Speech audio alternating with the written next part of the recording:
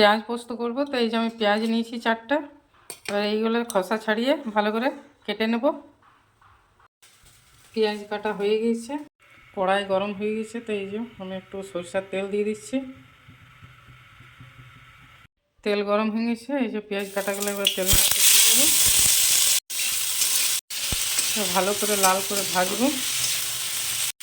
একটু কাঁচা লঙ্কা টুকরা করে দিয়ে দিলাম। আন্দাজ মতো নুন দিয়ে দিচ্ছি। পেঁয়াজটা এবার ভাজা হয়ে গেছে, তো এবার আমি পোস্তটা দিয়ে দেবো।